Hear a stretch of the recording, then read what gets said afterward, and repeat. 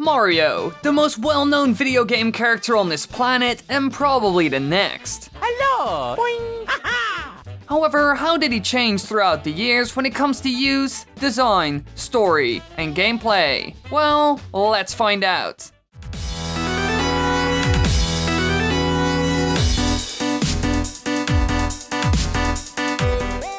Mario's adventure began somewhere in the early 1980s because of the failure of the radar scope in North America. This was an early cabinet arcade game developed and published by Nintendo in December 1979. Back then, arcades were extremely popular, especially in America. The game they created was a shooter that can be viewed as a cross between Taito's Space Invaders and Namco's Galaxian, two of the most popular arcade games. It was released in three types of cabinets: upright, cockpit, and cocktail. However, it failed and is considered to be a commercial flop as well. Nintendo's then president requested Miyamoto's aid in converting unsold radioscope units into something that would sell well. He came up with a concept of a love triangle and decided to make a game based on the Popeye character. This was a cartoon character created by Elzai Chrysler Segar, who first appeared in the Daily King Features comic strip Thimble Theater on January 17, 1929, and Popeye became the strip's title in later years. However, Miyamoto was denied the rights for the Popeye franchise, so he decided to come up with a new idea using his own characters. For use in his arcade game Donkey Kong, he created a character named Jumpman, who previously went under other names such as Mr. Video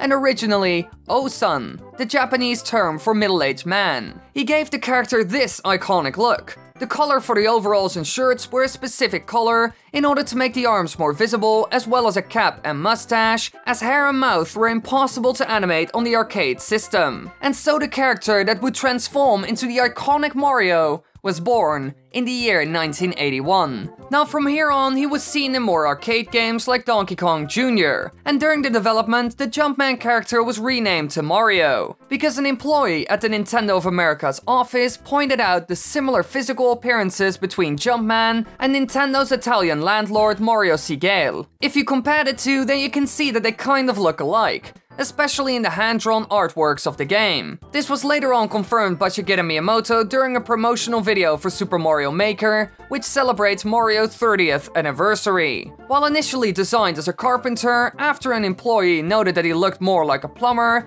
his occupation was changed, and Mario Bros soon followed. Now after this, Mario was seen in some spin-off stuff, like the Game & Watch handheld console games. However, the only important one that came out before his Super Mario Bros. Game was a game named Mario Bros. This was the first time in the history of the character that he got his own series, and it was an arcade game that released in 1983. Only Mario's looks were taken from the earlier titles, and this time around Mario's a plumber working in the sewers of New York and fighting an endless number of creatures, such as shell creepers and sidesteppers. So finally it was established that he was a plumber. This, together with the name, is what made the ordinary Jumpman into the Mario we know and love. Nintendo has never given the franchise a lot of story, so this is where it started and also ended, sadly enough. In the game, Mario can jump against the ceiling of a platform from below to stun all enemies walking above it. When Mario approaches the stunned enemies, he kicks the enemies out of the screen, rendering them defeated. Now this game created the base for the next one in line, Super Mario Bros. There were already elements of platforming, and we also saw this in the Donkey Kong arcade games. They were even interactive, since you had to use them to defeat the enemies. And besides that, the baddies in this game also made a return. Look at the Koopa Troopa once and you know what I mean. Even the coins and the pipes that could transport you around are in the game, and they would become a huge element in Super Mario Bros. So with a lot of the general game mechanics, ideas and objects set in place, they eventually began developing Super Mario Bros., a game that would change the industry. This is the first game where Mario is portrayed living in the Mushroom Kingdom, and this never changed. The objective was simple: rescue Princess Toadstool from Bowser, the King of the Koopas. Now back in those days, the story and overall objectives were as simplistic as they can get. The only way to tell the player something was text. The hardware in that period wasn't strong enough to create any detailed cutscenes, and cartridges couldn't hold a lot of data, so it wouldn't have fit anyway. So if you wanted to know more about the setting and story of the game, you grabbed the included booklet. Now, this wasn't the first game ever to do platforming. Oh no, another Nintendo game was first, the Donkey Kong arcade game. So technically, Mario wasn't the first platforming character in history. This game is just building on the concept. Now, one of the new powers Mario got was stomping. They put this in the game so you could at least take out the enemies. And besides that, they also added some other features Mario could interact with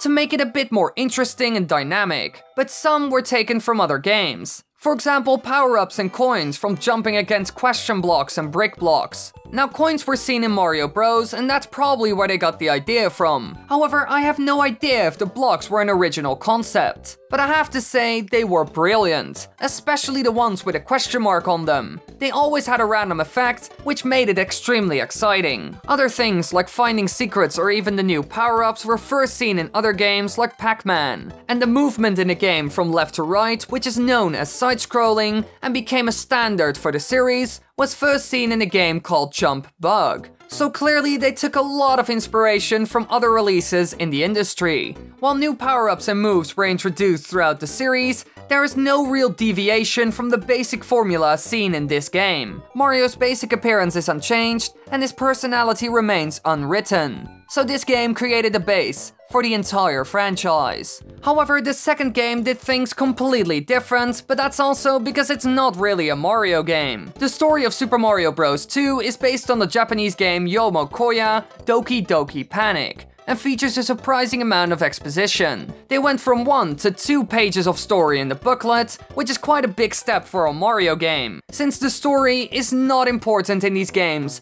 at all. And you even get some storytelling at the beginning of the game in the form of text. However, there wasn't any character development at all, so the only purpose it serves is explaining the player why they are doing all of this. Now, the gameplay also changed because you can choose this time around. There are a total of 4 heroes: Mario, Luigi, Toad, and Peach. In contrast to the other characters, Mario is well balanced with no special abilities. Overall, we still have the same gameplay mechanics.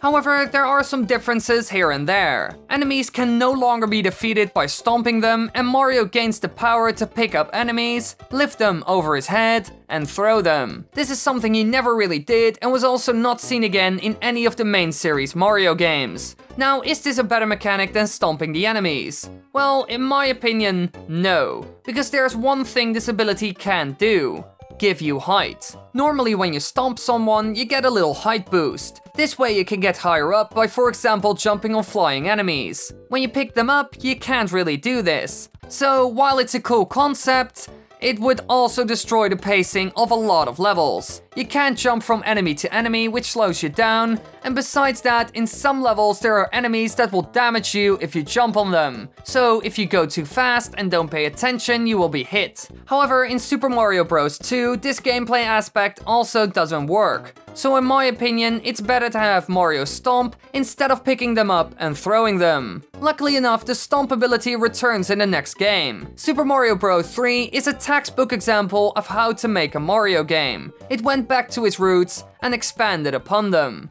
In Super Mario Bros. 3, after Bowser has invaded again, Mario and Luigi travel through 8 kingdoms, in which the kings have been transformed into different creatures by the 7 koopalings. Eventually, Princess Toadstool is kidnapped, but the Mario brothers save her from Bowser in the Dark Land. Now, this game introduced a lot of new power-ups aside from the Fire Flower, including Super Leaves, Tanuki suits, frog suits, and Goomba shoes. He also encounters new enemies such as Thwomps, Dry Bones, and Boos. These 2 changes made the game less linear and added a lot of new and different gameplay elements. And another reason why Nintendo added more power-ups was to counter these enemies, since there were a lot of new and powerful ones added. So Mario needed some extra tricks in order to stand a chance against them. And they could use this to make the levels more interesting for the players as well. For example, the frog suit, which makes swimming a lot easier but impedes his movement on land drastically. So So you have a clear advantage in one department, but a disadvantage in another. So you need to think about when to use this. Another good one is the Tanuki suit or P-wing. These allow you to fly for a bit, which can be incredibly handy to find secrets. They also change the gameplay one way or another and make the game a lot more dynamic.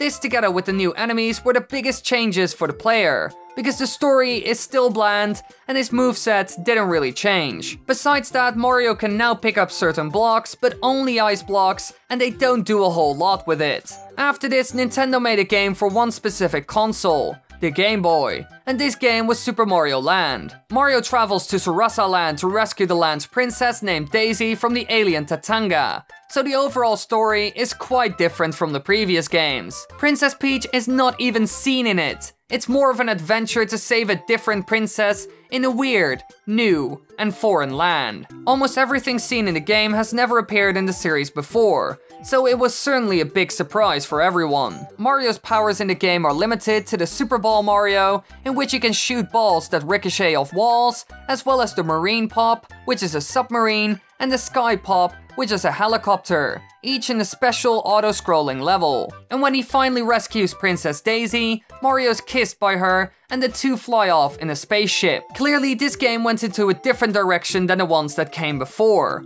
Auto-scrolling stages are normally not seen in the franchise. It's a fun twist though and changes the game's pacing, so it certainly adds more variety and makes it less bland. However, it didn't have an impact on the series. The enemies, bosses, features, and overall setting never returned. But this is also because it wasn't made by the usual Super Mario team, and the head developer of the game ended up leaving the company shortly after this title. Now the next game did some interesting things as well. I'm talking about Super Mario World. The story of the game is yet again the same, just a different setting. However, this game introduced Yoshi as a sidekick character to Mario, which affected the game immensely. You can ride Yoshis, and by doing this you can get new powers, adding a whole new layer to the game. Now besides this, they also made another big change. Mario has a second jump button for a different kind, the spin jump. With this, Super Mario can destroy rotating blocks from above or jump off Yoshi's back, and he can also use it to avoid certain obstacles or defeat foes. This new ability together with Yoshi made a huge impact on the game.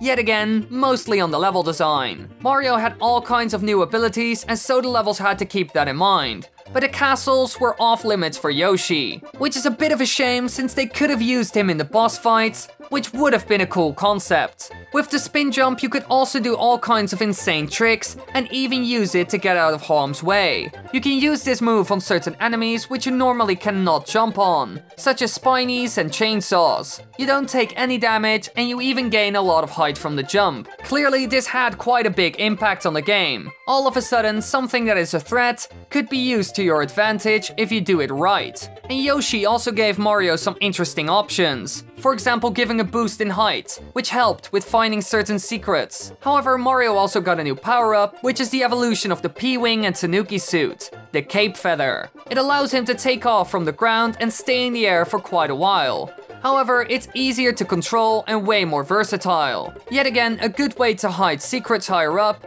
and make the sky a part of the level, which is a great way of using the space and quite creative. This completely builds on the original concept and did a great job doing so. The P-balloon was also added. It's seen in some levels, but overall it's quite rare. This could have been an element taken from Super Mario Land. The item's effect is to make whoever picks it up swell up like a balloon, causing them to hover in the air. They will gradually float upwards if not moved by the player, but are capable of moving in any direction for a limited amount of time. Mario will start to puff in and out when the item is about to wear off, and when it does so, it will return to normal size and drop out of the air. This power-up turns the game into some sort of auto-scrolling flying section, which presents its own challenges. At the very least, it does something new and fun, because it's not the same as in Super Mario Land. Now you just fly around for a section and need to dodge all kinds of obstacles. A fun challenge and change of pace. Now an old ability also makes a return. Mario can use grab blocks and throw them at enemies or obstacles. So the picking up and throwing mechanic from Super Mario Bros. 2 is back. However, it's more useful now and not centered around enemies. They could be used for puzzles and even to unlock certain areas by pushing a P button. It makes the player think in a platformer, which is an interesting concept. Normally it was all about jumping and platforming, but with this they introduced puzzles, and you can even use them in creative ways. For example, you can kill enemies with them. Now of course the Mario brothers defeat the koopalings in their castles, rescue the captured Yoshi eggs and defeat Bowser in the Valley of Bowser, rescuing Toadstool, and take her to Yoshi's Island to continue her vacation. After this, the Super Mario Land series made a return yet again, this time with 6 golden coins. Here, a new antagonist to Mario named Wario is introduced. The villain usurps Mario's castle, while Mario rescues Princess Daisy in Sarasa Land. The player's objective here is to regain control of Mario's castle. So all of a sudden, we find out that Mario has his own land and castle, which is quite surprising. Apparently, he has more than we thought, and now it's all at stake. So the motive this time is also quite interesting, since you're doing it for yourself and not someone else. Mario gains more power-ups this time, like the carrot, which transforms him into a bunny, which allows him to slow his descent or have him hover. This makes platforming a bit easier, since you have more time to adjust your jump or dodge an enemy in the air. Now the classic fire form has a slightly different appearance this time around. He now wears a small feather on his cap, and it's unknown why they changed this. However, they most likely added this so you could actually see that Mario had the power-up. This was extremely hard to see in the first game, so that could be the reason. After this, the series kind of disappeared. Well, Mario disappeared. The villain Wario was used as the main protagonist from this point onward. Now, they also made a second Super Mario World game. However, Mario wasn't the main character anymore, because Yoshi took his place. That's because this game explains a lot about Mario's origin, so he is finally getting a more interesting story. This game tells the story of Mario shortly after his birth. At the beginning of the game, the stork is delivering newborn baby Mario and baby Luigi to their parents. But Kamek, predicting that the brothers will cause problems for Bowser in the future, attempts to capture the stork and babies, but doesn't get his hands on Mario. Despite being safe from Kamek, he starts to fall, eventually landing on a nearby island on the back of a Yoshi. He then brings baby Mario back to his village, where they decide to help him in saving his brother. So Luigi and Mario are truly brothers, and they even have real human parents. At the end of the game, after Kamek and baby Bowser's defeat and baby Luigi's rescue, they are brought to their real mother and father. So they were also raised by them. But how did they end up in the Mushroom Kingdom, and what happened to their parents? Well, we don't know. This game explains some things, but also creates new questions. Now at this point, Mario was the true king of video games. This was the height of Mario's popularity, and if you look at the sales chart once, you could see that. However, after this period, things changed quite a lot. The 2D pixel era was over, and a new format was born. 3D. The hardware became powerful enough to create a whole new type of world where you could move in every direction imaginable. This changed almost everything. 90% of the old mechanics and concepts created in the 2D era don't work anymore. For example, the bullet bills and cannonballs that would normally fly all around the map in straight lines. In 2D, you would have to really dodge them, but now you can go around them, which makes it a lot easier to avoid when they're flying straight. And believe me, this isn't the only thing. Almost everything in the series had to be changed or completely redesigned to function. The first ever 3D Mario game was Super Mario 64. Here, our hero is invited to have a cake with Princess Peach at her castle. But he finds the castle taken over and Peach kidnapped by Bowser when he arrives there. In order to save Princess Peach, Mario has to collect the castle's power stars to advance further and defeat Bowser. The level design was completely changed and turned more into an open world, where there are individual objectives that you have to complete. There's no map with stages anymore. Instead, there's a hub world with a set number of worlds with all kinds of different environments filled with these stars that you had to collect. Now, not only the enemies and the levels had a redesign, Mario himself also went through a couple of changes. His standard moves would be too basic for 3D,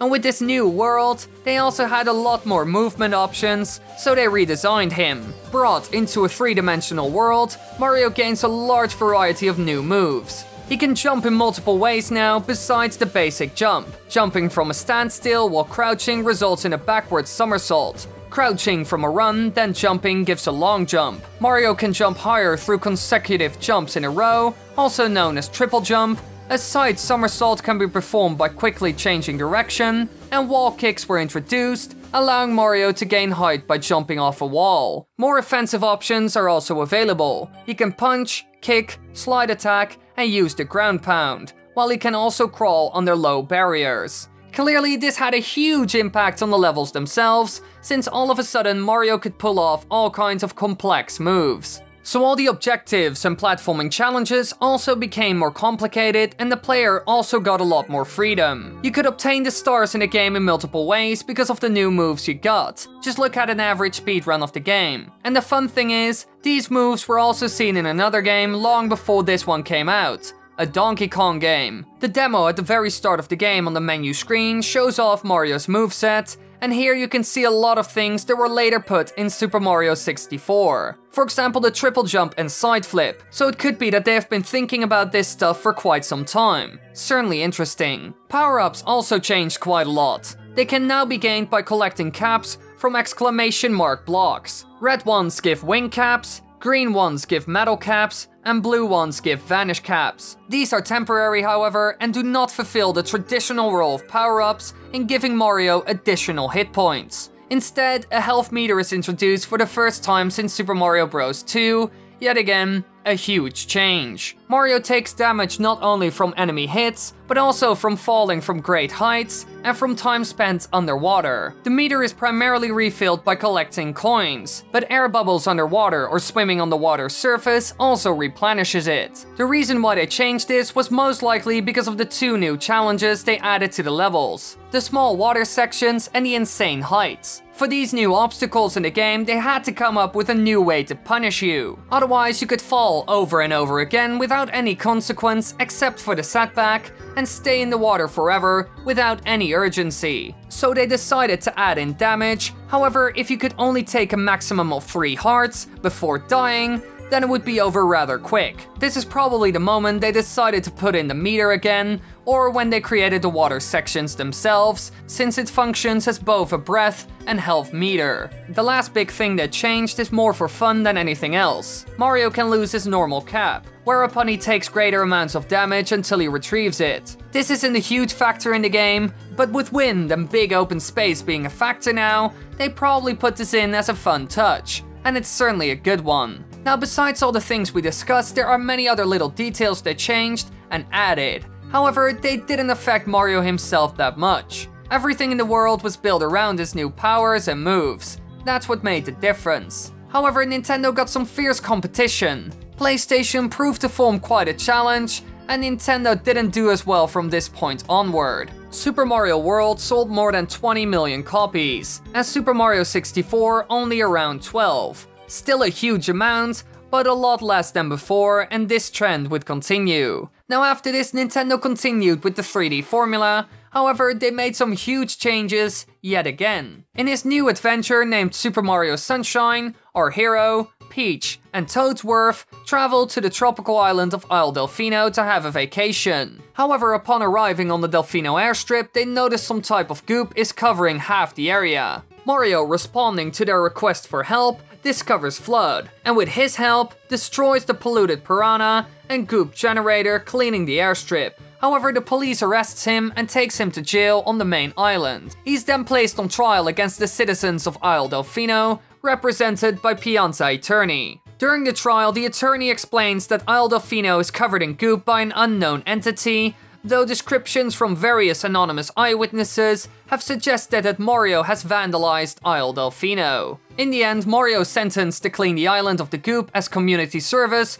before leaving, while returning the island's power by collecting Shine Sprites, the island's source of sunlight. This is the first ever Mario game where there is an actual story. Sure, Mario games always had a bit of an explanation about what happened to give you a reason to help Peach, however Nintendo never went into depth. It's interesting to see this, and in some ways a good thing. It makes the game feel more meaningful. However, the game is still kind of simple in terms of story, and they didn't really work on Mario's character, which is a shame. The world design is still similar to the previous game, however the platforming has changed because Mario has new moves. They removed most jumping, punching, and kicking abilities of the previous game and replaced them with Flood's power. You can now spray water at enemies and clear graffiti. Expansion nozzles for Flood can make you hover in the air for a short while, make you run at a turbo speed, or rocket high into the air, although you can hold only one expansion nozzle at a time. Besides that, you can also ride Yoshi's, and overall he functions the same as Flood, since he can also spray water. Now this changed gameplay in a lot of ways. The expansions were used to do certain challenges, or to open blocked off paths.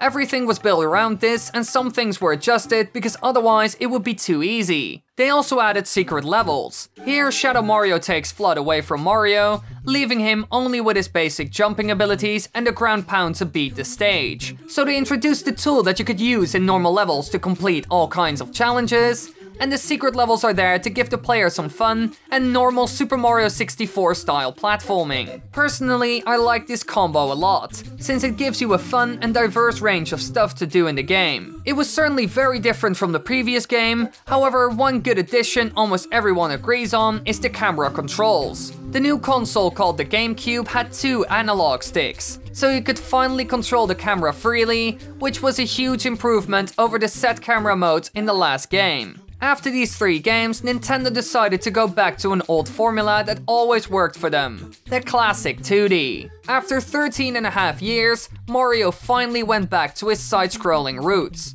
All that time, Nintendo was too busy with the 3D games. New Super Mario Bros. Depicts Mario in a similar plotline and game design to Super Mario Bros. The beginning of the game shows Mario and Princess Peach taking a walk outside of her castle, when both see lightning hit the castle, startling them. Mario quickly runs off to check it, while Peach stays behind and is thus kidnapped by Bowser Jr. So we go back to the simple story, side-scrolling 2D levels and world map with individual levels, but this time with a modern approach. When it comes to your normal moves, you get a new one, triple jumps, which allows you to get higher up and opens the door to more platforming options. The traditional Super Mushroom and Fire Flower return, but the power-ups also include further size-changing effects induced by the Mega Mushroom and the Mini Mushroom. The Mega version lets Mario grow to a giant size, being able to crush all enemies and obstacles like pipes, while the Mini version has Mario shrink to a tiny size, which gives him access to small pipes. Now the one that makes you a giant doesn't really have a purpose. It's only there as a fun, overpowered upgrade the player can have some fun with. And if you destroy enough stuff, you even get 1-ups. However, it doesn't last long. But the one that makes you tiny does have a use, and actually changes gameplay for a longer time. It gives you the ability to enter tiny warp pipes, perform floaty jumps, and run across water due to your light weight. Unfortunately, one hit will cause Mario to lose a life, and ground pounds are required to damage enemies and bosses. All of a sudden Mario handles differently and you have become harder to hit, but if you do get hit, it's over right away. It changes the gameplay to an extent, and thanks to this you need to think about your strategy, which is always a good thing, since it makes the game less bland. Besides this, not a whole lot changed, since he mostly stayed the same compared to the older 2D games. However, in the next game they would go back to the 3D formula once again, this time on the Nintendo Wii that had motion controls. So yeah, some things changed. Super Mario Galaxy starts with Mario's invitation to the Star Festival by Peach. Mario comes along of course and takes Peach, blah blah blah, the story of Mario games are horrible and they never really change. A bit disappointing. After all the events at the start of the game, Mario ends up in space. Now, this is where it gets interesting. Most of the jumping mechanics present in Super Mario 64, such as long jumps, somersaults, and triple jumps, return. However, there are some new powers like the Star Spin, which replaces Mario's punch, kick, and slide offensive moves from Super Mario 64. So all of a sudden, 3 moves are gone and you gained a new one. However, is the spin just as useful as those separate ones? Well, not really. The Star Spin makes you go higher and deal damage to enemies. Besides that, you can also use it to get in launch stars. However, some things aren't possible anymore. For example, running and then going over into a slide to take out an enemy doesn't work anymore. So it limits you in some ways while also helping you in others. And besides that, you have to deal with motion controls now. Luckily enough, it didn't have a huge impact on the game, so overall, people didn't really complain about it. Now they also introduced the Wii Pointer, which can be controlled independently from Mario, and with it you can shoot enemies or grab star bits. These star bits are the new collectibles in the game, a bit like the coins but a lot more useful now, since you can unlock stuff with it. Mario can also find new sets of temporary power-ups that aid him in completing levels, such as the Bee Mushroom, Ice Flower, Red Star, Rainbow Star, and Fire Flower. Clearly, quite a lot changed here. Mario's moveset is now made for the low gravity space setting, and motion controls are integrated into it. Of course, all of this was also put in the levels, which made the galaxies amazing, and it even combines 2D and 3D sections. Besides that, gravity is extremely important in this game, and you mostly play around with it using the motion controls and star spin move. But besides that, it didn't add anything to Mario. He still looks and acts the same, mostly. He did have a big role at the end of the story though. Thanks to him and Bowser, a black hole was created that destroyed the universe and created a completely new one. Mario and the others then awaken in a restored world near Peach's castle. He takes time adjusting to this new world around him before happily embracing it. Now, this is quite deep and an interesting twist for a Mario game. He had an actual impact on the world, but why would Nintendo do this? Well, it's actually quite easy. It's a setup for a sequel, which we saw 3 years later on the exact same console. But still, it made for an epic and impressive ending. So, good job, Nintendo. Now, besides these 3D games, Nintendo also continued their new Super Mario Bros. Series, so both 2D and 3D games came out at once. In the N64 and GameCube days, they only released 3D ones, which was a bit sad since the 2D formula was still amazing, and a lot of people wanted more of that. But now in the Wii era, they finally listened and started producing both. And the next game they released was a 2D game called New Super Mario Bros. Wii. This one was a huge hit. It's one of the best-selling games in the entire series. Mario's role and basic abilities in this game remain the same as its predecessor,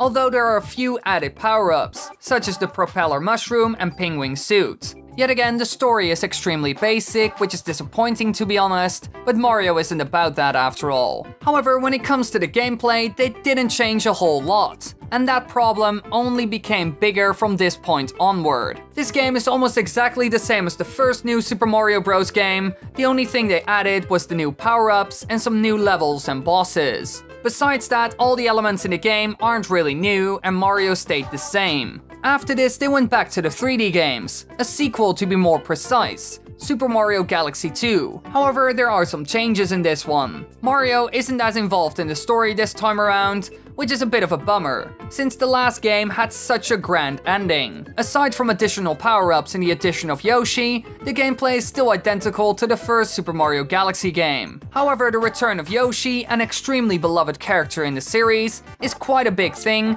and especially in this setting. But yet again, all the new things they added have been seen in previous Mario games before, and Nintendo wasn't as creative with these games. It all became a bit dull. Sure, another adventure in space was a lot of fun, but it wasn't anything new really, just more of the same. So creatively, it became a bit stale. However, in the next game, Super Mario 3D Land, they did something quite cool actually. This was the first ever 3D Super Mario game on a handheld console. This was never done before and it turned out to be a great game. He uses several classic power-ups, notably the Tanuki suit from Super Mario Bros. 3. So this is a bit of a throwback as well. During the adventure, Mario battles several old and new enemies, including Boom Boom and Pom Pom. While running through the worlds, Mario receives letters from Princess Peach to learn about her situation, and also encounters Bowser's imposters throughout the adventure. Mario fights Bowser at his castle, activating the switch on the other side of the bridge and sending Bowser into the lava.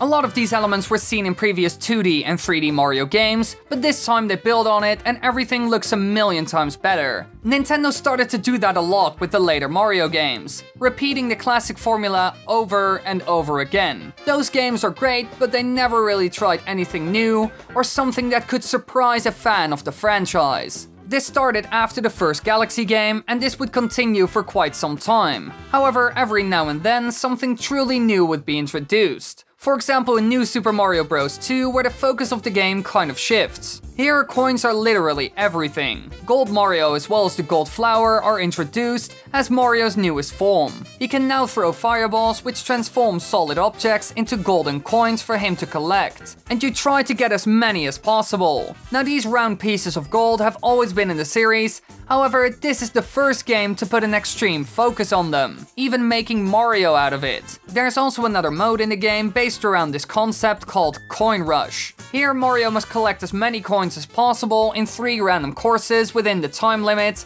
and without dying once. There are some time clocks scattered throughout the course which give you extra time, while Mario also gets more time by hitting checkpoint flags. Reaching the top of the flagpole doubles Mario's coin count, and defeating enemies as Gold Mario, or after a gold ring is triggered, awards additional coins. Clearly a big focus on coin related challenges, which is a fun twist, since they never put any specific focus on them in any of the games. Now it also introduced something that makes the game a lot easier. The White Racoon Mario Powerup, a form obtainable from invincibility leaves gotten from assist blocks. This form gives Mario all the power in the world and all the abilities of Racoon Mario. Now, this was added for the extreme casuals. This thing makes the game multiple times easier and gives Mario insane power. This is for the players who aren't good at the game at all, but still want to join in. In the game after this, New Super Mario Bros. U, they added some things, but not a whole lot. He gets a new form, Flying Squirrel Mario, and with this he can glide and cling to walls, while the upgraded P Acorn allows him to fly indefinitely. These seem to be the modern and upgraded version of the P-Wing and Racoon Leaf. Why they did this is unknown, because it's kind of unnecessary. They could have just used the older ones, but apparently they wanted to change it a bit. And in the next game they also added almost nothing. In Super Mario 3D World you get the Super Bell as a new power-up, which transforms him into Cat Mario. It's a pretty fun power-up and allows you to attack and maneuver around more efficiently. They also incorporated it in the levels in a fun way. Some of the collectibles require you to look around and explore using your new abilities, which is always a fun challenge, but nothing new really. Overall, the later half of the Wii, 3DS, and Wii U era were a bit disappointing when it comes to new developments in the series. They mostly stuck to things that worked in the past and the overall Mario formula. Still, those games were a ton of fun, but they didn't try any new experiences. But all of this changed with the arrival of an extremely weird Mario game, one that nobody expected, Super Mario Odyssey. In this game, a lot of the classic Mario elements have been thrown out of the window, and one of the biggest being power-ups. In the game, his cap is replaced by Cappy, and Mario can throw him in one of his moves, as well as use him to control various characters, enemies, and objects. This piece of cloth is now your way of gaining power-ups. This time around, Mario can become almost every enemy and thing seen in the game. It completely changes how you look at your surroundings, since some stuff could be used to get past an obstacle. Besides that, it also gives you a lot of freedom, since you can solve problems multiple ways. This is such a cool and creative power that makes everything more simplistic and opens a lot of doors at the same time. Appearance-wise, Mario seems to have a similar design to the one seen in Super Mario 3D World, and he appears to be much smaller in height than the other humans as seen in New Donk City. So now we finally know that. Yes, there are actually humans, besides his parents, and Mario is tiny. This game changed a lot of the classic Mario formula, and it will probably have a lasting impact, because it's extremely good. So people, that's it. The entire history and evolution of the Mustache Man himself in the main series, and in the future, he will have a lot more adventures. Who knows what will happen next? Thanks for watching, everybody. I hope you all enjoyed. This voiceover took more than 2.5 hours because I'm Dutch and I suck at life and I'm dyslexic. This was hell for me. Please share this with friends, watch all the adverts, like the video, watch it all, help.